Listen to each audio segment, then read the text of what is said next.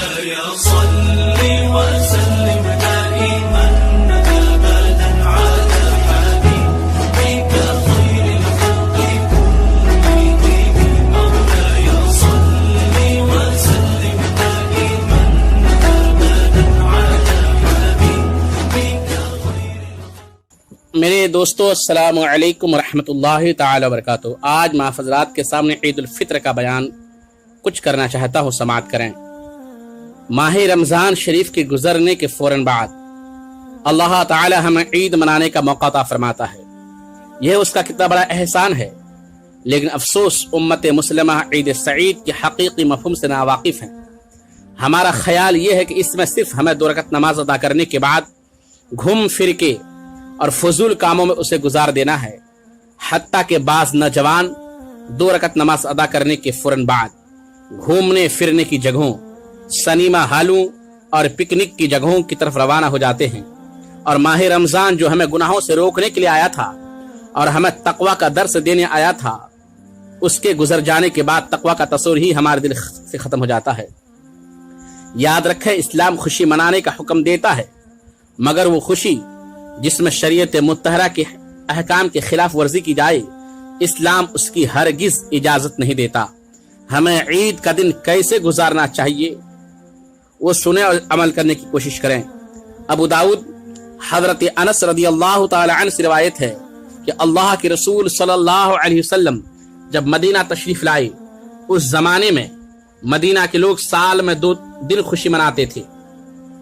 فرمایا، یہ کیا دن ہیں؟ لوگوں نے عرض کیا، جاہلیت میں ہم ان دونوں میں خوشی مناتے تھے۔ فرمایا، اللہ تعالیٰ نے ان کے بدلے میں ان سے بہتر 2 دن تمہیں دیے، عید الاضحیٰ اور عید الفطر۔ اسلام دین فطرت ہے، اس نے اپنے ماننے والوں کو حیات کے ہر لمحہ کے لیے اصول اور ضابطہ مہیا فرمایا ہے، عید منانے کے اصول عطا فرمائے ہیں۔ اسلاف کرام کی تاریخ کے مطالعہ سے پتہ چلتا ہے کہ وہ اس مبارک دن کثرت کے ساتھ اللہ کی عبادت کرتے تھے، غریبوں کی غمخواری کرتے، یتیموں بیواؤں کا سہارا بنتے۔ اللہ رب العزت ہمیں بھی ان پاک باز نفوس قدسیہ کے نقش قدم پر چلنے کی توفیق عطا فرمائے۔ نماز عید کیسے پڑھتے ہیں؟ نماز عید کا طریقہ کیا ہے؟ اسے سماعت کریں۔ پہلے اس طرح نیت کریں کہ نیت کی میں نے 2 رکعت نماز عید الفطر یا عید الاضحیٰ کی 6 تکبیروں کے ساتھ اللہ تعالیٰ کے لیے۔ مقتدی یہ بھی کہے، پیچھے اس امام کے، منہ میرا طرف کعبہ شریف کے، پھر دونوں ہاتھ کانوں تک اٹھائے اور اللہ اکبر کہہ کر ہاتھ باندھ لے اور ثنا پڑھے، پھر کانوں تک ہاتھ اٹھائے اور اللہ اکبر کہتا ہوا ہاتھ چھوڑ دے، پھر کانوں تک ہاتھ اٹھائے اور اللہ اکبر کہتا ہوا ہاتھ چھوڑ دے، پھر کانوں تک ہاتھ اٹھائے اور اللہ اکبر کہہ کر ہاتھ باندھ لے۔ چوتھی تکبیر کے بعد امام آہستہ سے اعوذ باللہ من الشیطان الرجیم اور بسم اللہ الرحمن الرحیم پڑھ کر اونچی آواز سے سورہ فاتحہ اور کوئی سورہ پڑھے، اور رکوع اور سجدہ سے فارغ ہو کر دوسری رکعت میں پہلے الحمد اور کوئی سورہ پڑھے، پھر 3 بار کانوں تک ہاتھ اٹھا کر ہر بار اللہ اکبر کہتا ہوا ہاتھ چھوڑ دے، اور چوتھی تکبیر میں بلا ہاتھ اٹھائے تکبیر کہتا ہوا رکوع میں چلا جائے، اور باقی نماز دوسری نمازوں کی طرح پوری کرے۔ سلام پھیرنے کے بعد امام 2 خطبے پڑھے، پھر دعا مانگے۔ پہلے خطبہ کو آپ حضرات سماعت کریں، اسی طرح دوسرے خطبہ کو سماعت کریں، پھر دعا مانگی جائیں، اس کے بعد مصحفہ اور معانقہ کریں۔ عید کے دن کون سی باتیں مستحب ہے وہ سماعت کریں۔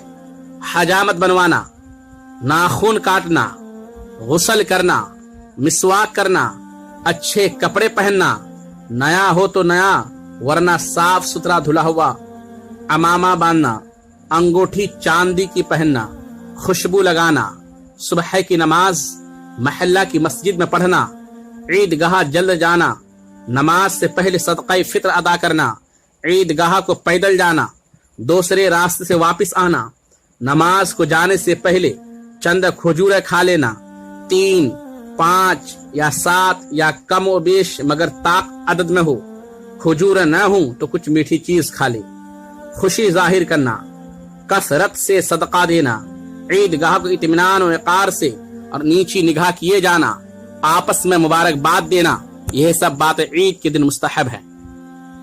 اب ہم چند ایسی چیزوں کا ذکر کرنے جا رہے ہیں جو ہمارے معاشرے میں رائج ہیں، مگر شریعت کی روح سے ان کا کرنا کسی طور پر درست نہیں، بلکہ دنیا اور آخرت میں تباہی کا سبب ہے۔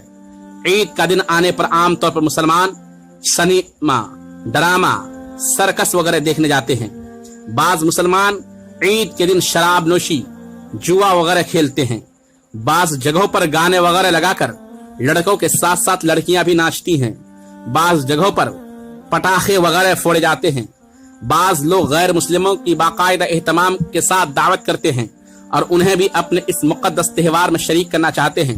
بعض جگہوں پر باقاعدہ ٹی وی لگا کر لوگوں کو جمع کر کے لوگ فلمیں دیکھتے ہیں۔ معاذ اللہ، میرے پیارے آقا صلی اللہ علیہ وسلم کے پیارے دیوانوں، مذکورہ باتوں کا ارتکاب سراسر اللہ رسول جل جلالہ اور صلی اللہ علیہ وسلم کی ناراضگی کا سبب بنتے ہیں۔